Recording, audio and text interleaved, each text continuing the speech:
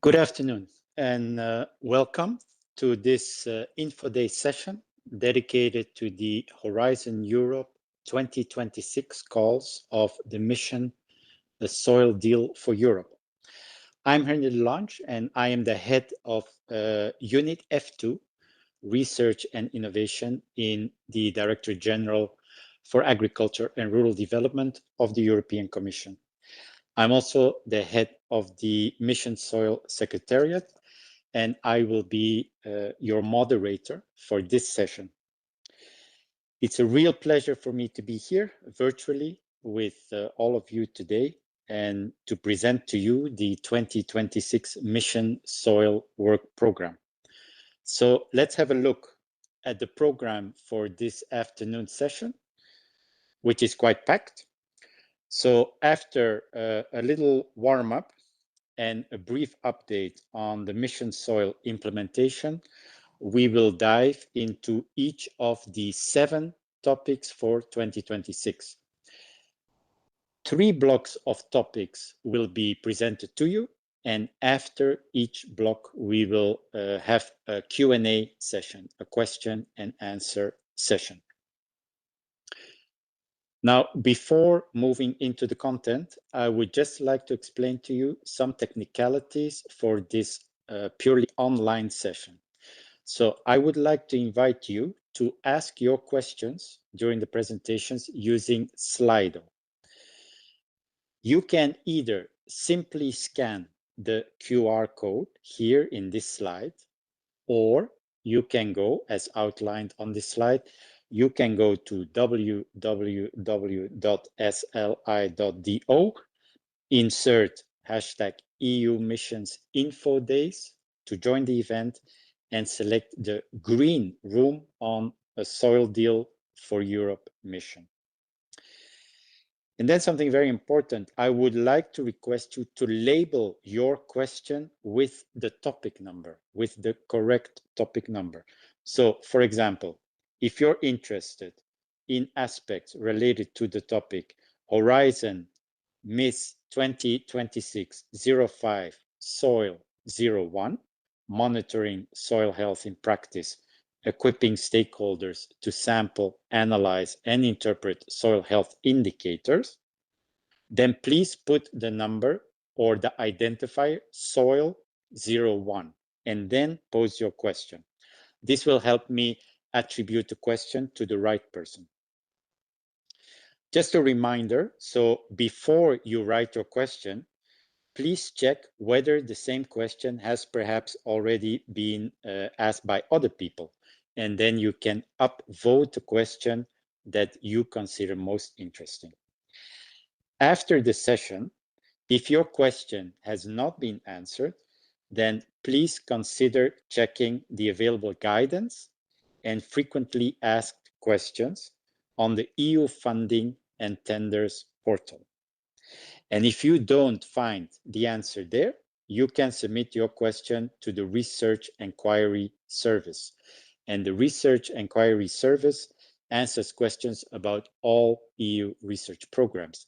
And the same service also deals with inquiries about the validation process of legal entities for all EU programs. So you will receive a reply in writing. You can also contact your national contact points, the NCPs, and the network of NCPs is the main structure established in all EU countries and in many non-EU and non-associated countries, so-called third countries, which provide guidance and practical information and assistance on participation in Horizon Europe. Finally, if your question is about living labs, remember that you can also address it to the Soil Setup Project, which is the mission's dedicated support structure for living labs. So there are several channels through which you can ask your questions. And now we will dive into the content, first with a little warm-up, which will also help us familiarize ourselves in the process with Slido. So before starting presentations, we would like to ask to the participants of this info session a simple question: whether you have previously participated in any of the calls of Mission Soil. So please go to Slido, and once you open Slido and you enter the virtual room, a Soil Deal for Europe mission, you should see a pool appearing, and then choose your answer, yes or no. And your answer is, of course, anonymized. So we'll give you a little bit of time to respond. And again, this is just a warm-up exercise intended to help you familiarize yourself with the Slido tool. We're waiting with anticipation for your answers. I'm sure most of you are already familiar with the mission by now, and some of you perhaps have already participated in past calls, or maybe this is your first time. And either way, we welcome all newcomers to join the Mission Soil community. Voila, here we have the answers, and very interesting to see that the great majority of participants has not yet participated in any previous Mission Soil calls. Maybe we move on to a second warm-up question, and we would like to ask all of you, all of the participants in this info session, whether you participated in the last edition of the European Mission Soil Week event, which took place last November in Aarhus in Denmark. Again, we give you a little bit of time to reply. Of course, this is the annual flagship event of Mission Soil, the Mission Soil Week. I will be curious to see how many people participated. Okay. I see again that a large majority has not yet participated. So we have a new edition coming up, of course, towards the end of this year. And I will touch upon it in a moment, but you will, of course, be all very warmly invited to, as I say, the flagship event of Mission Soil every year. Okay, before we then move into the topics, let me perhaps provide you with a short update on the current state of play of the mission. So the mission, A Soil Deal for Europe, Mission Soil, is really moving full speed ahead towards its goal of leading the transition towards healthy soils by 2030 through the creation of 100 living labs and lighthouses. The mission is also filling knowledge gaps by supporting transdisciplinary research and innovation, contributing to the development of a harmonized EU soil monitoring framework, and enhancing soil literacy and citizen engagement. The mission supports several EU policies, notably the EU Soil Strategy for 2030 and the Common Agricultural Policy, or CAP. The Vision for Agriculture and Food, which the Commission adopted in February 2025, confirms that soil is the basis for farming and recognizes the mission as a critical instrument to achieve healthy soils. The EU Soil Monitoring and Resilience Directive, which entered into force last December, sets out a coherent and harmonized framework for monitoring and assessing soil health across all EU member states. And this for the first time. The legislation aims to achieve healthy soils by 2050 and contributes directly to the EU's zero pollution ambition. The soil monitoring law does not impose new obligations on land managers, but it strengthens monitoring capacities and data comparability and supports land managers through advisory systems and knowledge exchange. The Mission Soil is really a central instrument for the implementation, and this work program is an example of that. The topics that we will present today will help provide methodologies, tools, and evidence needed to turn the law's requirements into practice. Soil and the mission are also central to other key policy initiatives, such as the Nature Restoration Law, adopted in 2024, or the Water Resilience Strategy, adopted in June 25. As the third piece composing this EU framework supporting soil health, the mission is also strongly committed to contributing to a comprehensive long-term data and knowledge repository in collaboration with the EU Soil Observatory of the Joint Research Centre, JRC. For that reason, all projects are expected to ensure that relevant data, maps, and information can potentially be available through the EU Soil Observatory. After 5 years now of implementation, the mission is well on track towards its main goal. The mission has already implemented around 560 million in 5 consecutive annual work programs since 2021. The first 45 living labs are up and running, and 20 more are expected through the 2025 call in order to reach and probably exceed 100 by 2028. And these living labs will involve more than 1,000 sites, so farms, land plots, industrial sites. This work program includes 2 dedicated topics to continue rolling out the mission's network of soil health living labs. Other mission projects are also using the Living Labs methodology, but this is not an obligation in all the topics that we will present today, and Living Labs should only be used if and where relevant. The 62 mission projects currently running cover a diversity of areas linked to the mission's different objectives: training and capacity building, new technologies for decontamination, new business models, digital tools, circular economy solutions for soil health, and soil biodiversity. These projects count already more than 1,400 participations. The mission has reached a good geographical coverage, quite balanced, as well as a good balanced share in terms of types of partners involved in the project.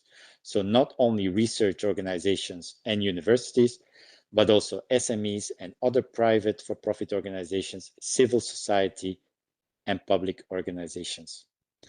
The mission soil projects are gathering in different clusters to better collaborate together. And 5 project clusters have been established to facilitate exchange and cooperation among the different projects. You see them listed there. There are clusters on data and knowledge management, on indicators and monitoring, on communication and stakeholder engagement, on business models and investments, and on soil pollution and remediation. Each cluster includes between 25 and 50 projects on average, depending on the topic. And the projects decide on the selection of activities, the practical setup, and the specific outcomes. This could be collective papers on key issues, trainings, joint events, supporting materials, and guidance for other projects, tools, etc. We expect from ongoing and future projects that they participate proactively in these mission clusters. I would also like to mention briefly all of the communication and engagement activities of the mission. There are really many different ways in which stakeholders can get involved in mission soil activities, complementing the activities funded through our calls. For example, the mission is active on social media, having reached over 9 million people only with the hashtag #MissionSoil. All information about mission soil activities, funding opportunities, project results, and upcoming events are also published on our website, the Mission Soil platform, and regularly disseminated via the Mission Soil newsletter. I warmly encourage all of you to subscribe in order to stay fully up to date with what is happening with Mission Soil. Podcasts and different other media resources are also available on the Mission Soil platform.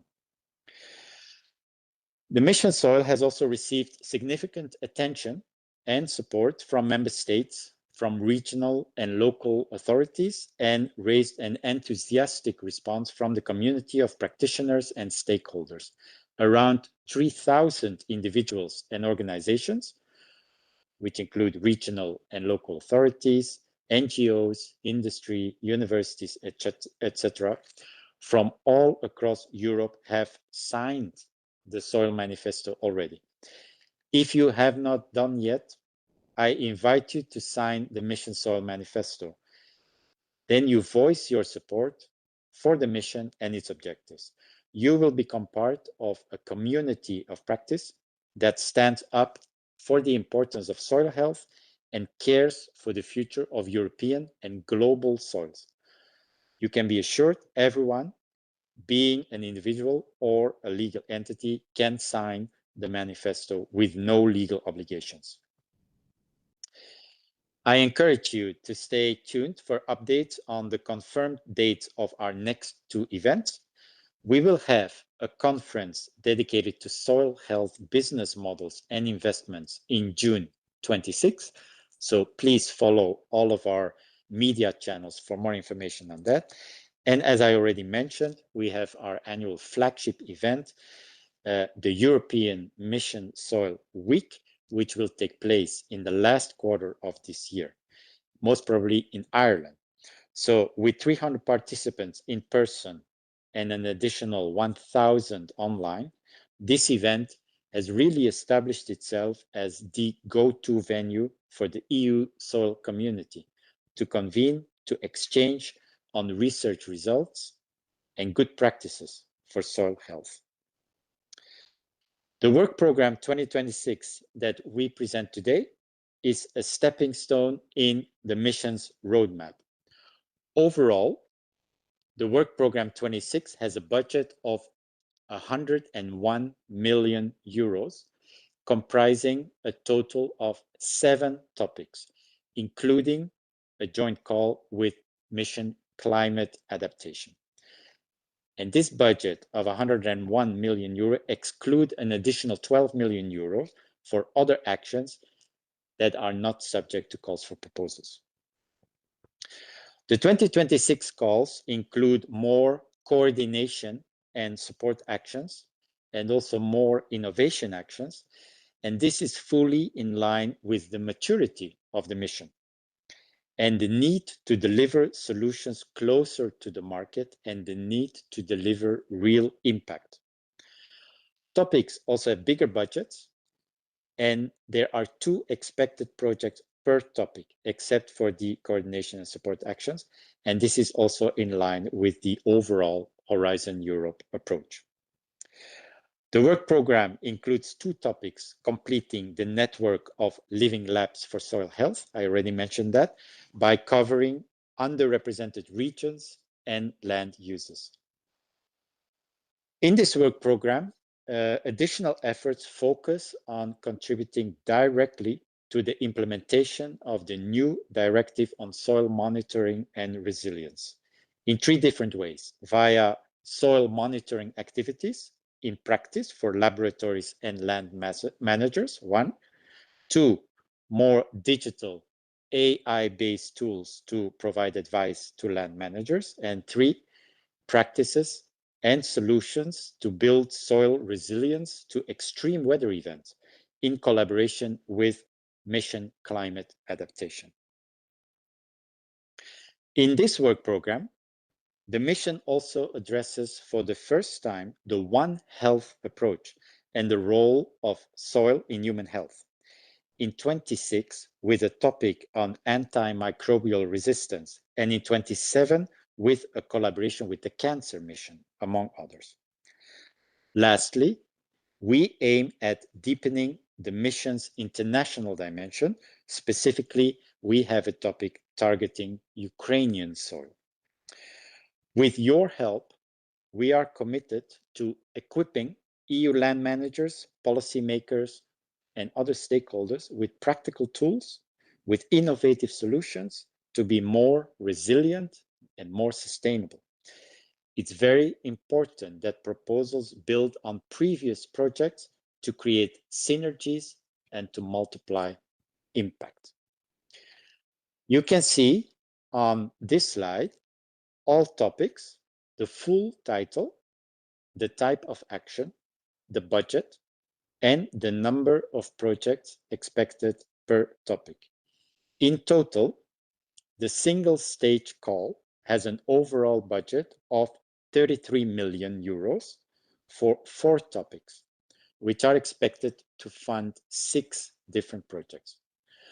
The joint topic with Mission Climate Adaptation has a budget of 20 million euros, expecting to fund 2 projects.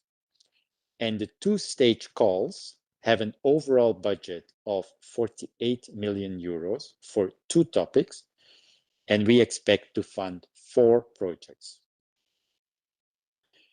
Now, very critical, I inform you about very important dates to keep in mind. Single stage calls, they will open on the 4th of February 26 and will be closing on the 23rd of September 26. 2-stage calls will open on the 12th of February 26 and they will be closing on the 14th of April 26 for the first stage and on the 15th of September 26 for the second stage. So, having provided you with this introduction, I propose that we now start with the presentation of the 4 single stage topics. So I would like to welcome now, as our first presenter, Luis Sanchez Alvarez. He is from the same unit as I am from, Unit Agri F2, Research and Innovation, and he will present topic Horizon Miss 2026-05 Soil 01, Monitoring Soil Health in Practice, Equipping Stakeholders to Sample, Analyze, and Interpret Soil Health Indicators. Luis, you have the floor. Thank you, Henry, and good afternoon, everyone. Let me then introduce this first topic, coordination and support action that focuses on soil health assessment in practice. Soil health assessment is one of the building blocks of the mission and provides essential information to support soil management practices, to improve soil health, and to also improve competitiveness and resilience of land use systems. But in practice, however, soil health assessment face significant challenges. Soil analyses are affected by variability linked to sampling methods, to sample handling and transport, laboratory equipment and calibration, testing methods, human errors, and the natural, spatial, and temporal variability of soils. At the same time, farmers and land managers often lack a clear understanding of certain indicators, limiting their ability to interpret results and translate them into effective management actions. So in addition, insufficient training in sampling techniques and model diagnostic tools further constrains informed decision making. So these gaps reduce the value of soil monitoring tools and undermine trust in soil data. This is the purpose of this topic that requires or supports rigorous protocols, strengthen laboratory practices, enhance decision-making capacity among farmers and, in general, land managers. Reliable soil data is also essential beyond the field level. It also underpins soil health modeling, evidence-based policy making, and sustainable land management at different levels. So these are the challenges addressed by this topic. And the topic supports the implementation of the soil strategy, and more in particular, the very recently adopted Soil Monitoring and Resilience Directive, contributes to wider frameworks such as the Vision for Agriculture and Food, the Common Agricultural Policy, and other EU policies. The expected outcomes are fourfold. The first is to enhance the reliability and accessibility of soil health data for different stakeholders. Secondly, improve the understanding of the conditions, limitations, and uncertainties of soil data, indicators, and tools, including those tools developed by the Mission Soil projects, but also other initiatives.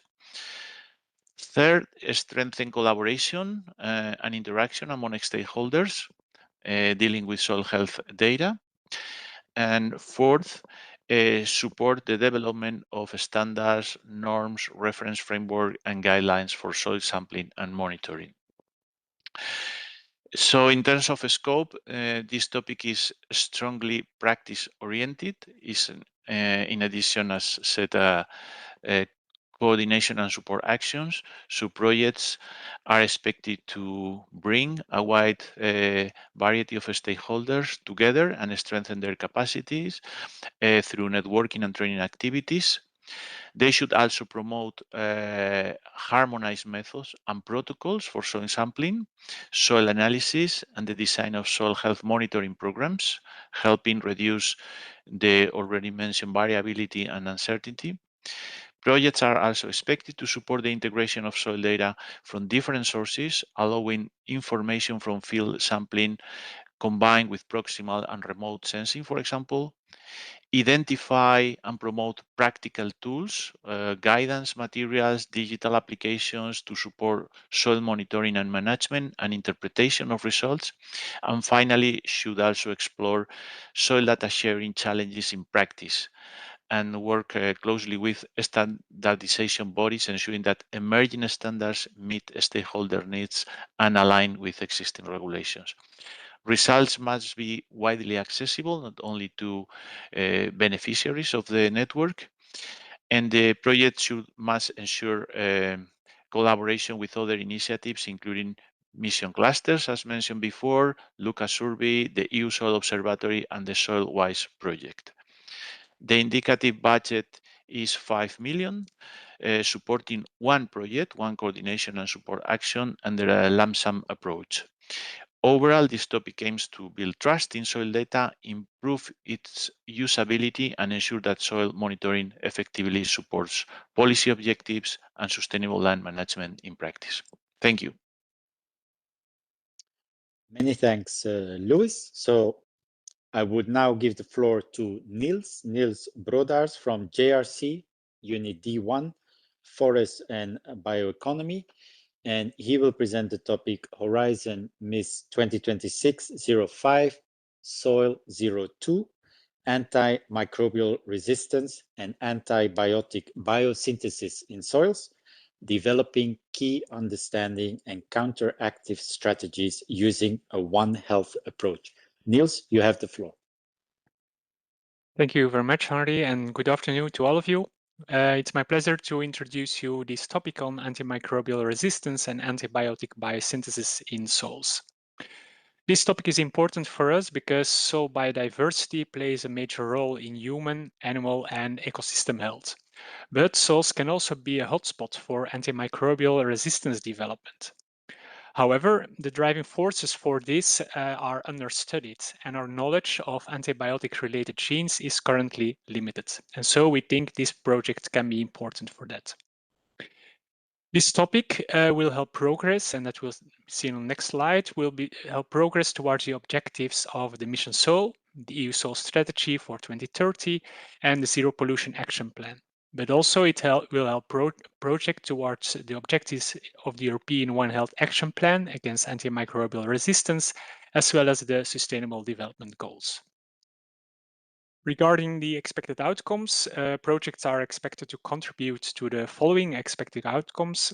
First, Policymakers and other relevant stakeholders have an enhanced understanding of antimicrobial resistance development and its driving forces and antibiotic biosynthesis in soils. Secondly, policymakers, relevant stakeholders, land managers have an increased access to evidence-based strategies and an increased capacity to implement these strategies, aiming at reducing the risk of antimicrobial resistant development in soils and minimizing the exposure of humans and animals to antimicrobial resistant genes and organisms. And thirdly, policymakers have an improved access to databases of antibiotics-related genes and antibiotic alternatives from soil organisms. And then finally, citizens are better aware of the importance of soil biodiversity for human, animal, and environmental health, and of the potential of soils as a source of molecules of interest for pharmaceutical purpose. Then, related to the scope, projects should explore the dynamics of antimicrobial resistance development and the mechanisms for antibiotic biosynthesis in soils across all relevant land use types.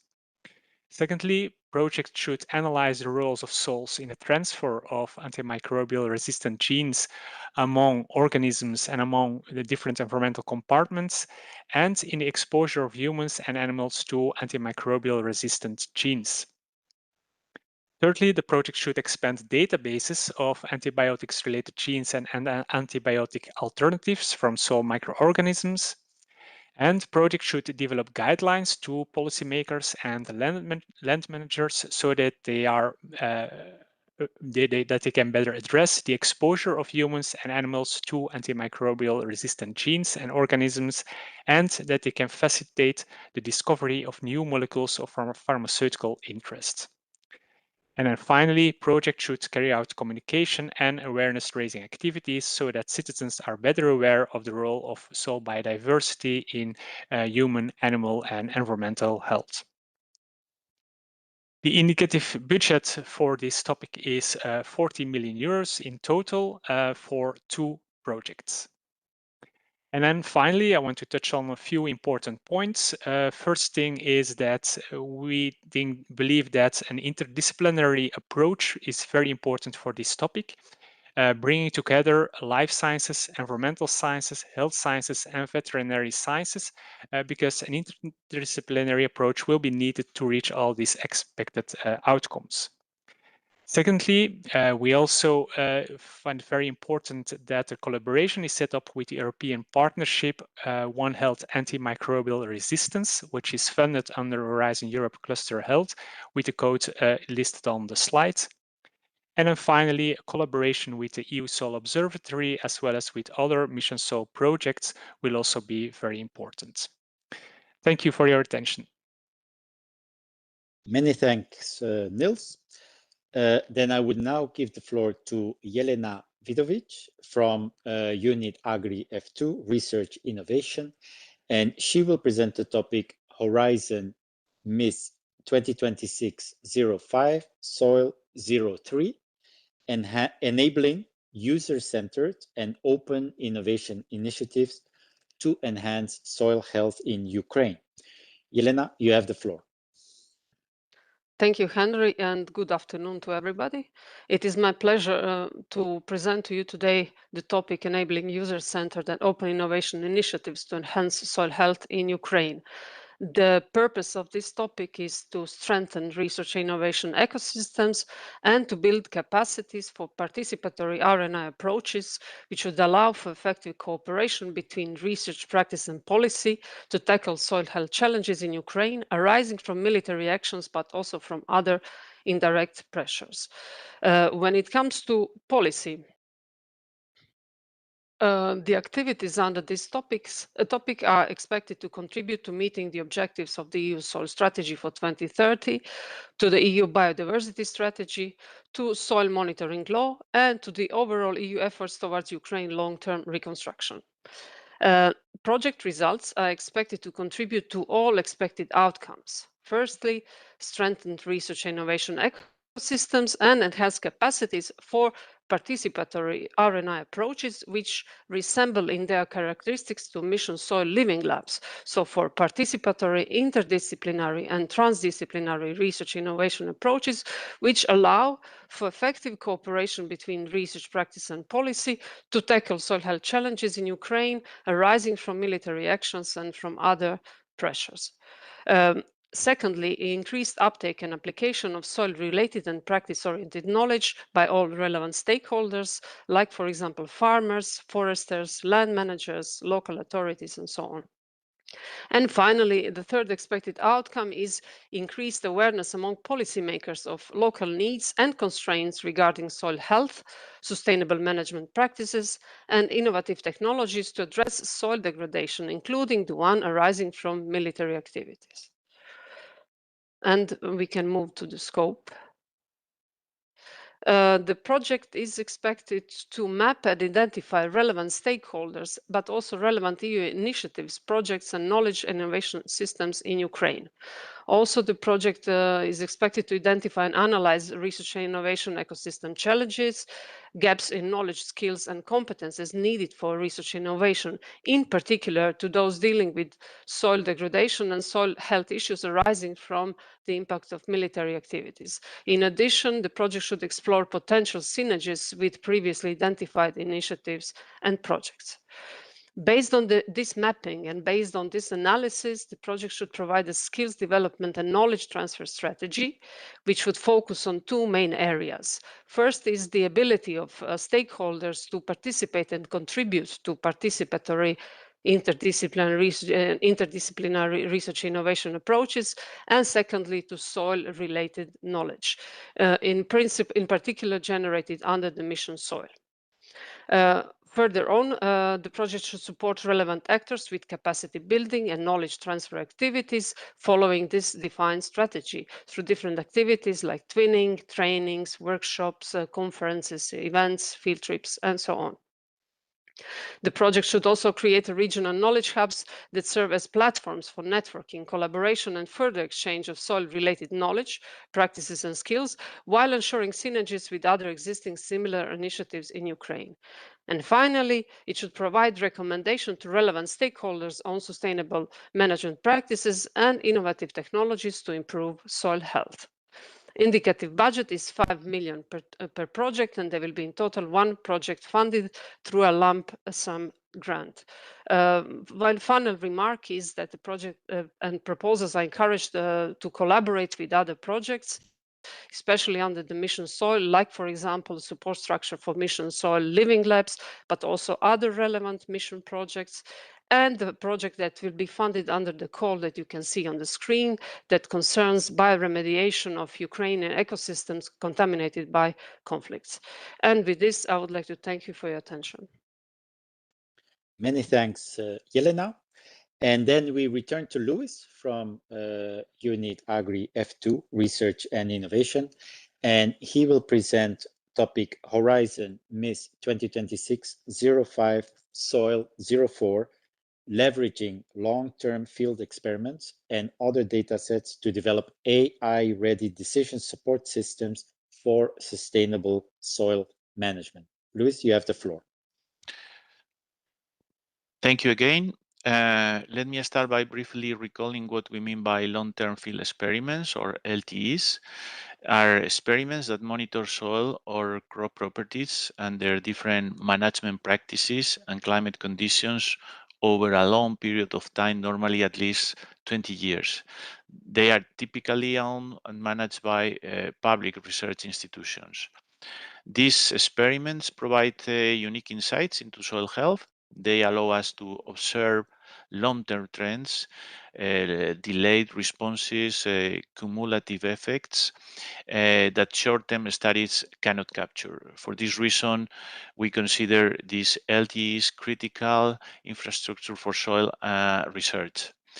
However, these experiments have not yet been used to their full potential. There is a lack of standardized methods for collecting information, also to combine with other data sets, or are not completely accessible and interoperable. At the same time, independent advisory services for land managers face important challenges nowadays. They often lack also comprehensive data and tools to provide tailored, locally relevant advice rather than generic recommendations. This is where we have introduced in this topic artificial intelligence and machine learning that can make a real difference. So AI can really analyze large and complex soil datasets, detect patterns, develop predictive models, and improve the relevance and quality of soil management advice. This topic also supports the EU soil strategy and the soil monitoring resilience and many other EU policies, soil relevant. The expected outcomes focus on impact and usability. Adoption of sustainable soil management solutions are enhanced, supported by AI-powered decision systems. More robust and interoperable methods and protocols for data collection from LDs are in place, and also enhance access to high-quality, comprehensive soil data for a range of stakeholders, including land managers. Regarding the scope, the selected project is expected to operate at multiple levels, design and implement protocols for this harmonized data collection, connect and combine data from LDs with other soil information to create more comprehensive and reliable databases, soil health databases, develop open and easy to use digital platforms that allow researchers, advisors, land managers to access, share, and use soil data. Specifically, we want to bring together at least 50 long-term field experiments covering most representative range of climate and soil conditions across the EU, owned by at least 7 institutions. Actively promote this infrastructure, develop these AI-based tools that analyze large combined soil data sets to produce predictions that support management decisions, and to train these AI models, developing open and modular AI components. Very important additional points. The implementation requires the multi-actor approach, ensuring an adequate involvement of the primary production sector and all relevant actors. Beneficiaries may also provide support to third parties, cascade grants, to incentivize and support third-party developers to create or improve innovative AI-powered applications to deliver this tailored advice. The topic also aims at expanding the application of these tools and solutions to other continents, and in particular Africa, where the mission is already funding the African Union Soil Observatory project that is creating a soil information system in Africa. Collaboration with this project, with philanthropic organizations and with African partners is highly encouraged. And of course, collaboration with the EU Soil Observatory and the SoilWise project. The indicative budget is 9 million to support one innovation action under the lump sum model. Thank you very much. Many thanks, Luis. And then we would now move to the first question and answer session. So we will tackle a few questions, but please remember, and I will repeat this a number of times, that there are these other channels where you can also get replies if your question is not treated in this Q&A session. So let's see what the questions are. I will always focus on the top question first, and then we will see what happens. So the first question is on Soil 01. Is the alignment of soil monitoring protocols expected only with the Directive for Soil Monitoring and Resilience and national monitoring schemes, or also with other legislation, for example, CRCF and NRL? And topic Soil 01 is for Luis. Luis, please. Yeah, thank you very much. So protocols are expected to align not only with the Soil Monitoring and Resilience Directive and National Monitoring Scheme, it can also be coherent with other relevant EU legislation and policy frameworks where appropriate. But more generally speaking, the purpose of the network is also to be coherent and support other needs, such as adaptive soil management, such as interpretation of data by land managers. So the protocols are expected to really be broader. Many thanks, Luis. Then we have another question for you. So for topic soil 01, relevant standardization bodies, this is what is mentioned in the text, but does it include only official standardization bodies such as ISO, CEN, or can it also encompass unofficial or community standardization efforts such as IUSS or GLOSOLAN Global Soil Partnership? Luis, please. So thank you for the question. The reference is indeed to relevant standardization bodies and is broad. It includes formal European and international organizations, but is not restricted to them. The topic aims to ensure that soil monitoring approaches are fit for purpose, widely usable, and aligned with policy and management needs. In this context, recognize scientific and technical communities that develop other methodologies, such as the ones mentioned in the question, can also be considered relevant, particularly where their work really helps inform best practices, reference methods, and harmonization efforts. Many thanks, Luis. Okay, we have now a question related to Soil 02. So this would be a question for Niels. Do proposals under this topic need to establish living labs? Niels, please. Thank you for the question. There is no need to establish living labs here for this specific topic. So this topic can be addressed without establishing living labs. I think. Many thanks. Yes. Okay. Many thanks, Niels. Another question for you on topic Soil 02. Are fakes considered antibiotic alternatives for soil, especially if human fake therapeutics can be repurposed for soil? Okay, thank you also for this question. The idea is to get an enriched databases of antibiotic related genes and antibiotic alternatives from soils, and this can be broad. So this can also include fakes from soils. So yes, it can include this. Many thanks, Niels. Another question for you, topic Soil 02. Should the topic focus on bacteria only or also on fungi? Thank you for this question. The focus should be on microorganisms from soil. So this can include bacteria, it can include fungi. So this focus should not be only on bacteria, it should be on the soil microorganisms. Thank you, Niels. Thank you.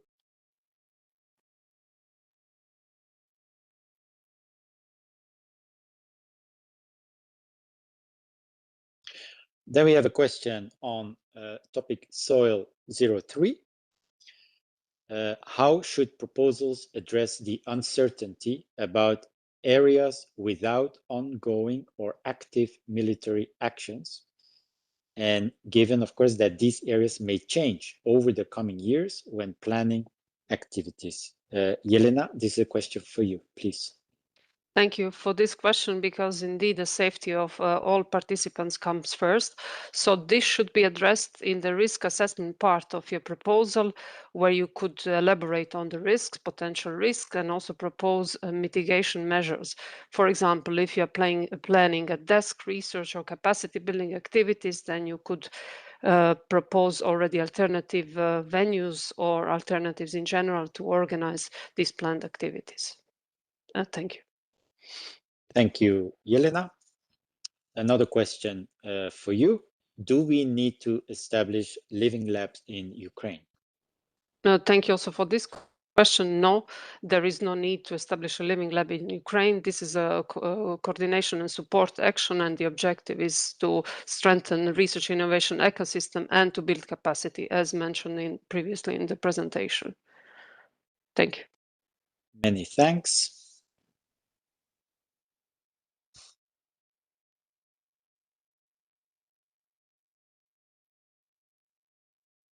Okay, then we have a question for topic Soil 04. This would be for Lewis again. Is the aim to generate a knowledge base with as main focus insights into the effect of soil management practices on soil descriptors, or is the focus more on localized predictions of soil status and trends without practices info? Lewis, please. So the knowledge base will come from the combination of different data sets existing, also created by the mission soil, and from these LTEs.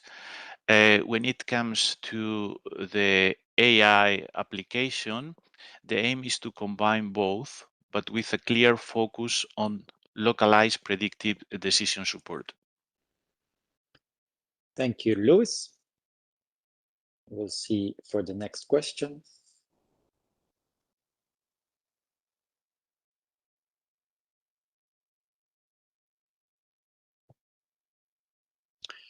Another question on topic Soil 04. Is the project expected to strongly collaborate to the development of sustainable land management databases related, for instance, to the soil monitoring law, CAP, Mission Soil Platform, and projects, or is this a secondary aim at most? Lewis, please. I would say the core objective is again to use this integrated evidence and on soil health to develop these AI-enabled tools that deliver predictions on soil status, trends, and responses, including data per regions, to inform management practices. Thank you, Lewis. Let's see what the next question is. Again, one on topic Soil 04. Is there a preference for either policy, research, or philanthropic partners from Africa, or no preference? And are there other focus continents, for instance, Pacific or Americas, or not really? And is Africa really more important? Luis, please. There is no preference. The important point here is, again, impact, and try to make this tool to also work in other continents, but in particular Africa. And this brings me to the second question. The focus is on Africa. African organizations' participation is encouraged. And the reason for that, as I explained in my intro presentation, is that we have already another project also working on a soil information system in the continent. So we want really to bring this together and develop a more applicable, impactful application of this topic. Thank you, Luis. Let's see whether we have other questions.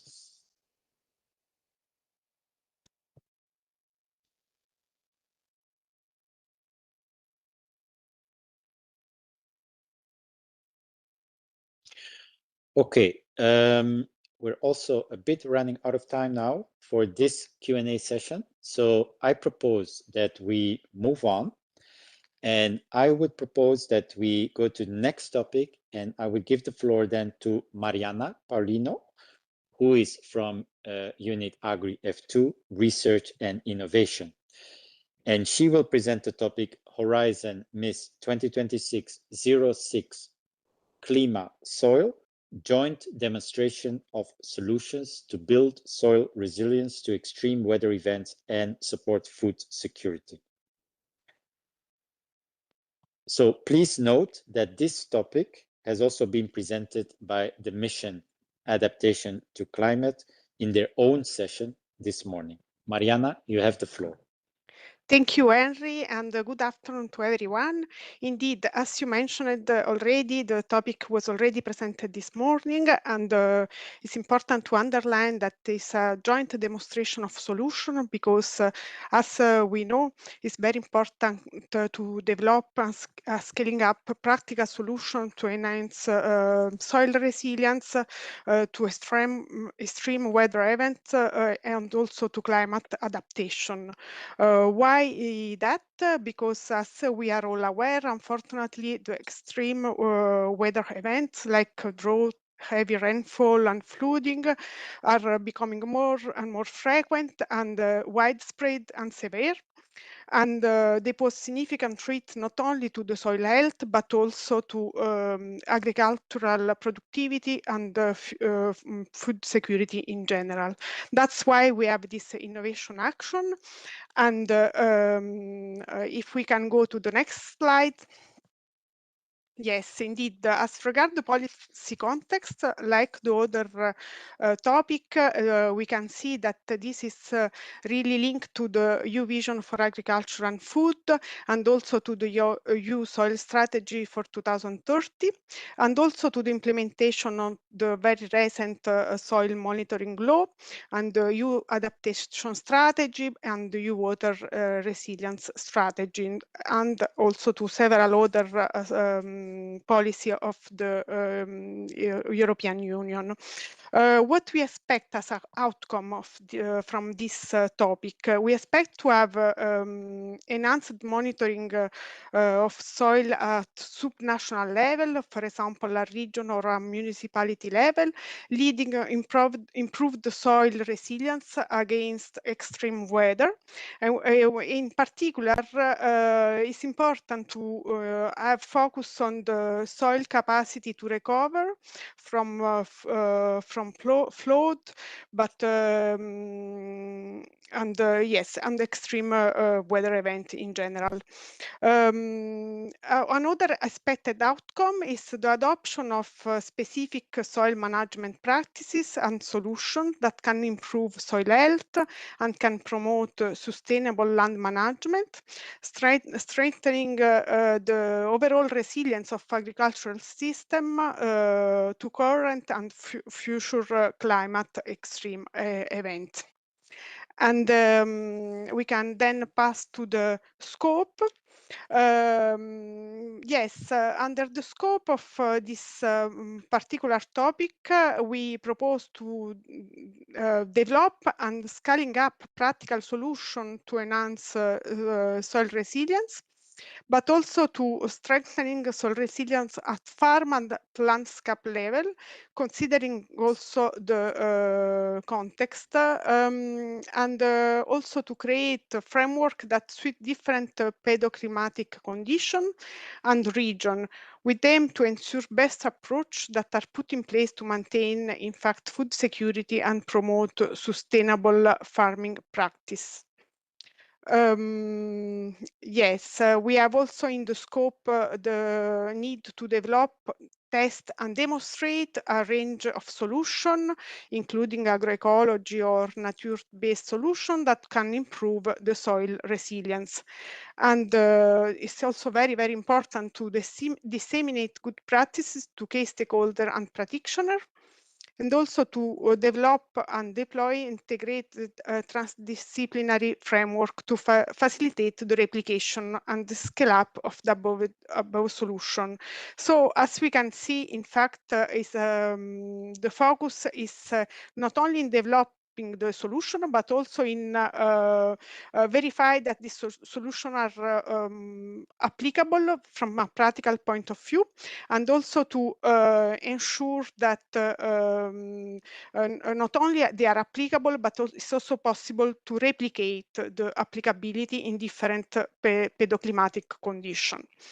For the budget for this project, we think that 10 million euro could work for each project, and we have in total 20 million euro at disposal. And therefore, we expect to be able to cover 2 different projects. And also very important to underline that it's important to ensure open access and collaboration with the USO and Soil Waste Project, and to build up on existing knowledge and relevant EU-funded project.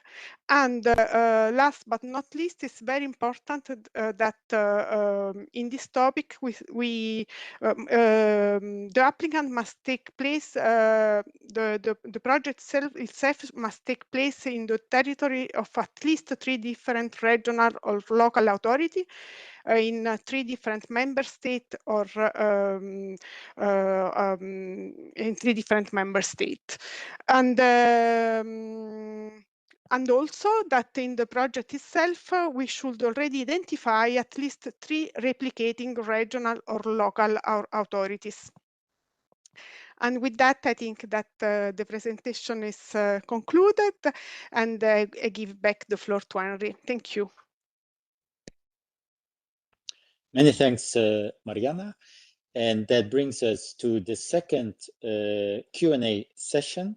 So let's see whether there are any questions on this topic.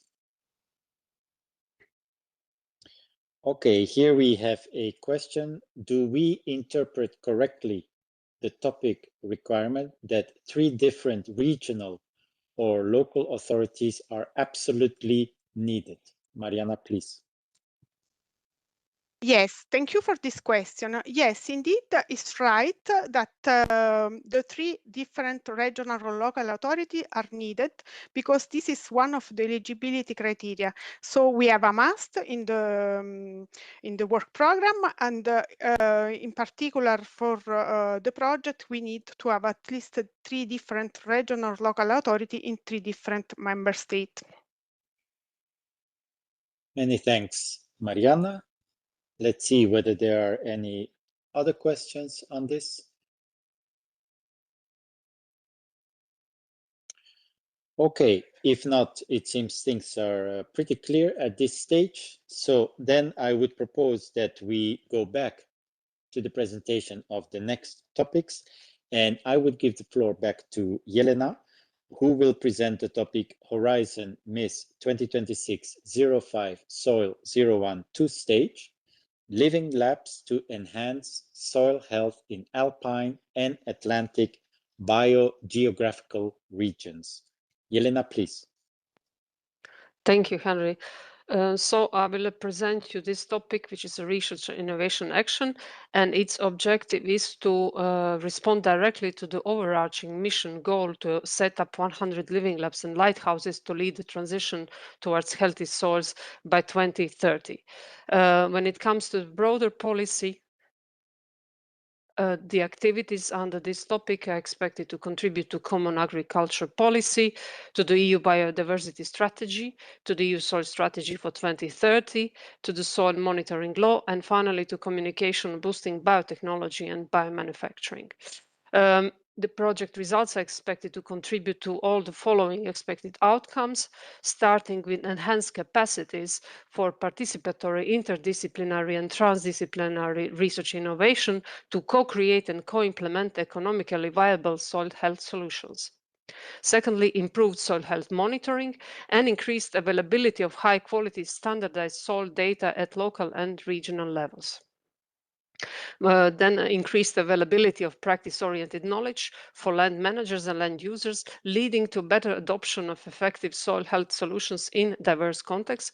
And finally, the last expected outcome is that policymakers are more aware about local needs on soil health and can use this knowledge to design and implement more effective policy. Next slide, please. When it comes to the scope, the project I expected to establish 4 to 5 living labs in one of the 2 identified biogeographical regions, so in Alpine or Atlantic biogeographical regions, and they should indicate which of these 2 regions they will focus on. Further on, and they should establish an interdisciplinary, participatory, multi-actor approach in the living labs to co-design, co-develop, and co-implement locally adapted solutions.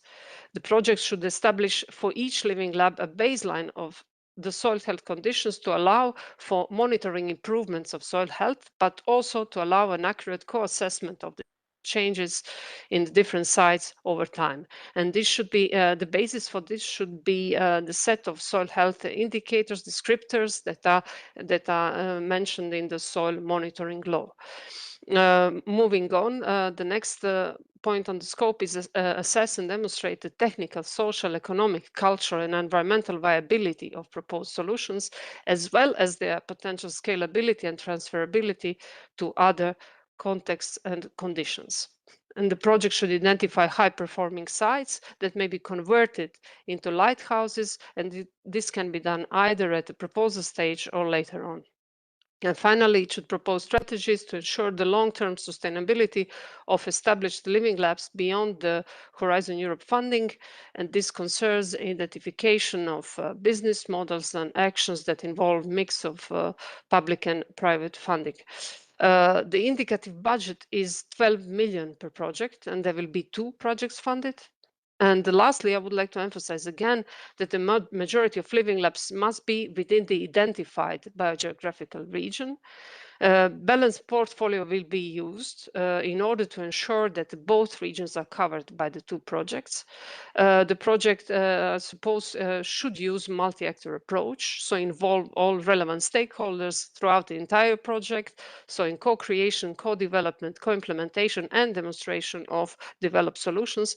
And finally, there is an instrument, financial support to third parties, which project can use to involve small actors like farmers in one or more living labs of the project. And with this, I'd like to thank you for your attention. Many thanks, Yelena. And then I will now give the floor to Francisco Castro Alves, who is also from Unit Agri F2 Research Innovation. And he will present the topic Horizon MIS 2026-05 Soil 02 two-stage living labs to enhance soil health in managed forests and in natural, semi-natural lands. Please, Francisco, you have the floor. Thank you very much, Henry, and good afternoon to everyone. As said, I will present the second two-stage topic on living labs, which reads living labs to enhance soil health in managed forests and in natural, semi-natural lands. This topic shows the commitment of the Mission Soil to support the establishment of a comprehensive network of 100 living labs and representative of the different land use types in Europe, and therefore the focus on forests and natural, semi-natural lands. And this is a research and innovation action. Regarding the further policy context, as I said, additional to contributing to the Mission Soil objective of establishing 100 lighthouses and living labs, it's also important to mention other policies such as the EU Biodiversity Strategy, the Soil Monitoring Law, also known as Soil Monitoring and Resilience Directive, and the EU Forestry Strategy.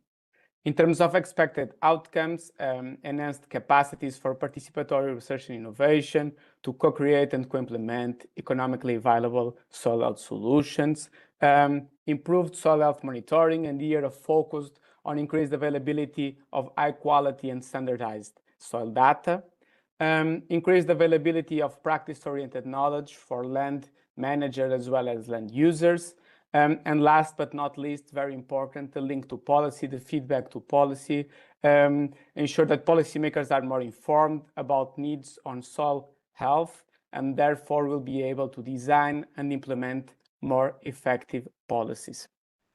In terms of the scope, this topic will support the establishment of 4 to 5 living labs affecting either managed forests or natural, semi-natural land types. And here I would like to emphasize that the proposal should state clearly and specifically which of these land types is addressing, and all living labs should be in the same land use type.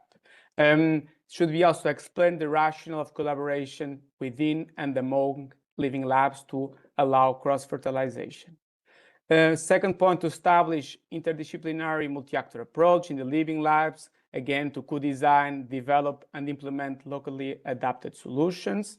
Each Living Lab should establish a baseline of the soil conditions to allow an assessment and monitoring of the ecosystem services and soil health over time, and here to use the soil monitoring law as a baseline for indicators and descriptors, but proposals are also invited and may complement with other indicators or descriptors that may be important and relevant for a specific soil challenge or land use type.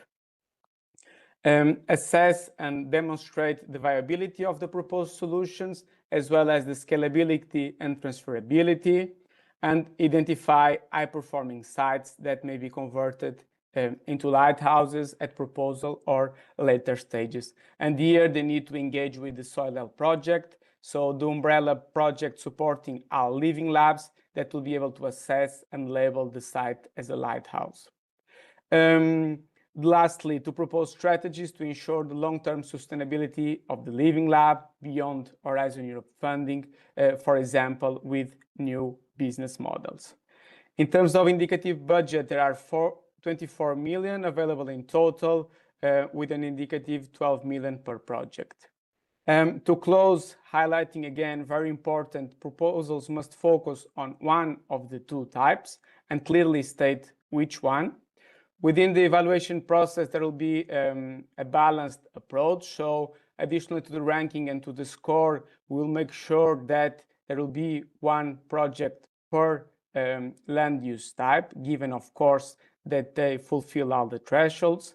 The proposals must follow the multi-actor approach, and that is available as well the financial support to third parties, up to 60,000 per grant, to support the engagement with smaller stakeholders, and as you know, to expand the network of sites of each Living Lab, and therefore to maximize the impact of these research innovation projects. Thank you very much. Excellent. Many thanks, Francisco. And this brings us to the third and last Q&A session. So let's see whether there are any questions on these two topics.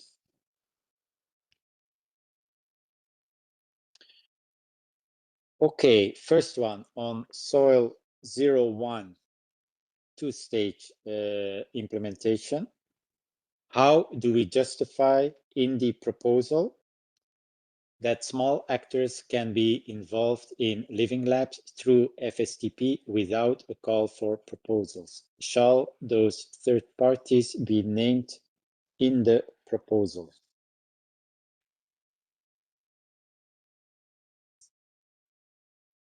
I would attribute this question to the colleague from REA, to Pilar, please. Yes, hello, Henry. Thank you very much for the question. Yes, so indeed, the actors can be involved through financial support to third parties without a call for proposals.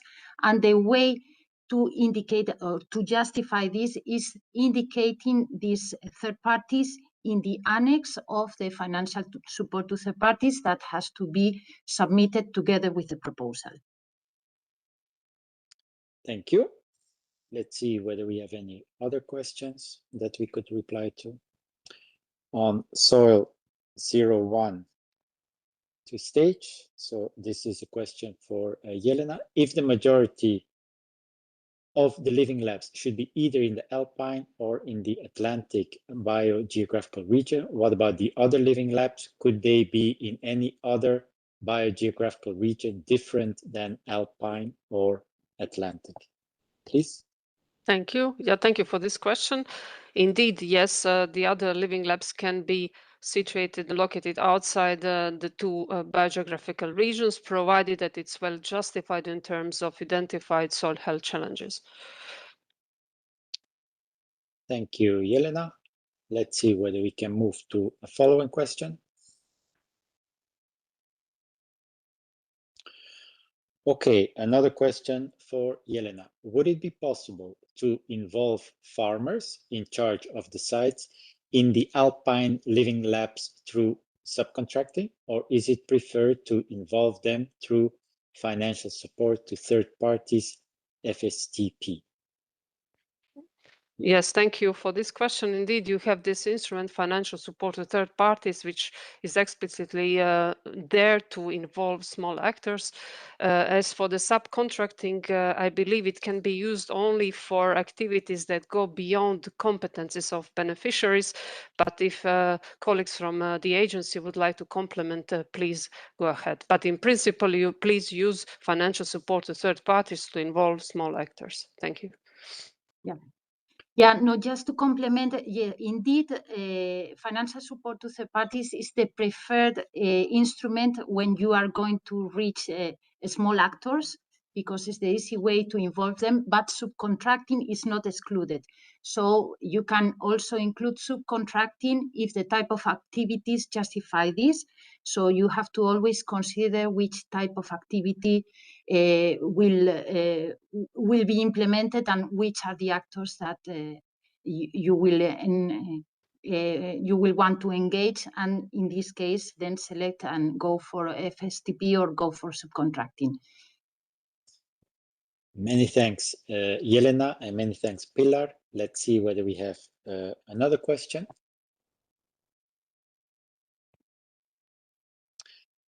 A question on soil 02 to stage: can forests also be considered natural, semi-natural lands? Francisco, please. Thank you very much for the question. The short answer is yes.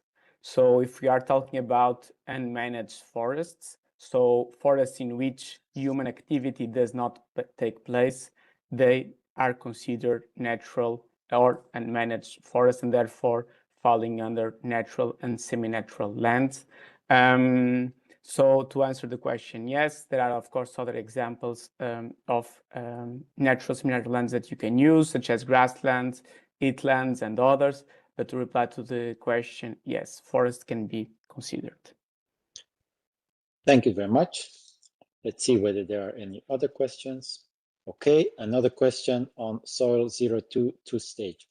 Lighthouse sites can be part of a living lab or be situated outside a living lab. What would be the benefit of a lighthouse outside of a living lab? Francisco, please. So lighthouses are places of exemplary health improvement performance. So exemplary performance of soil health improvements, and therefore here there are benefits for living labs to learn from these sites.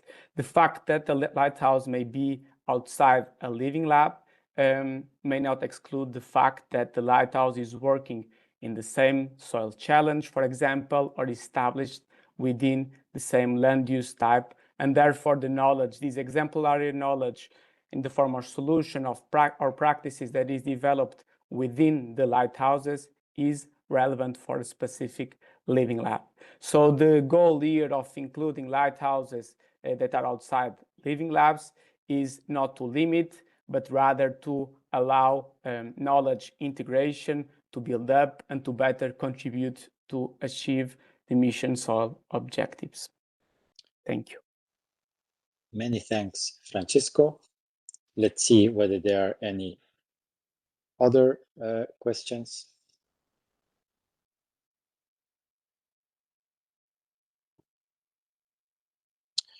Another question on soil 01 to stage on implementation.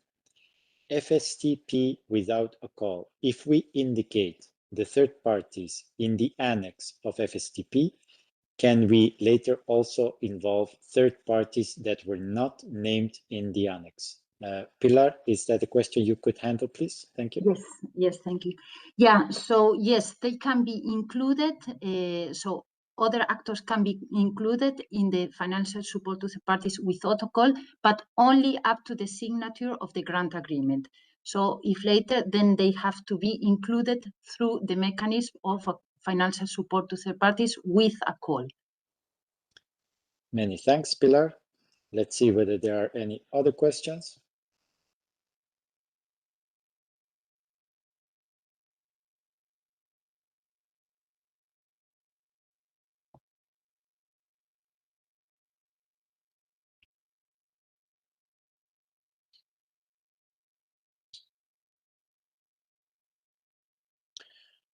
Okay, I think we have then reached the end of the third and final Q&A session. So this means that it's time already. So time has passed very quickly to wrap up our session. So I've said it several times, but I repeat it once more. As already explained, if your question has not been answered, please check the available guidance and frequently asked questions on the EU Funding and Tenders portal. If you don't find the answer there, you can submit your question to the Research Enquiry Service. The Research Enquiry Service answers questions about EU research programs. The same service also deals with inquiries about the validation process of legal entities for all EU programs. You will receive a reply in writing. You can also contact your national contact points, NCPs, and again, the network of NCPs is the main structure established in all EU countries, as well as in many non-EU and non-associated countries, so-called third countries, to provide guidance, practical information, and assistance on participation in Horizon Europe. If your question is on Living Labs, remember that you can also address it to the Soil Setup Project, the mission's dedicated support structure for Living Labs. Please visit also our Mission Soil platform website. This is really the one-stop shop where you can stay informed on Mission Soil news, projects, and events. To conclude our session, I would like to inform you that NCP for Missions, which is the networking project of national contact points for the 5 EU missions, is organizing an online brokerage event on 28th and 29th of January. And this event will provide potential applicants with practical information to navigate successfully the 2026 Horizon Europe mission calls. Online bilateral meetings will be organized to present expertise, project ideas, and to explore collaboration opportunities. A long-term matchmaking phase will follow the event and remain active until the closure of the 2026 calls. More information is available on the NCP for Missions official event webpage. So, to conclude, I would really like to invite all of you to disseminate the open calls presented today in your communities, in your networks, and to follow us on our social media platforms to stay up to date. I would like to thank all of the speakers for their presentations and for their answers. I would like to thank all of the backup people, the people behind the scenes who have made this session possible. Thank you very much. I remind all of you that the Info Days continue tomorrow with the presentation of the calls under Mission Climate Neutral and Smart Cities, starting at 9:30 a.m. Brussels time. I wish all participants success in their applications, and I thank you for your participation in today's Info Days. Goodbye.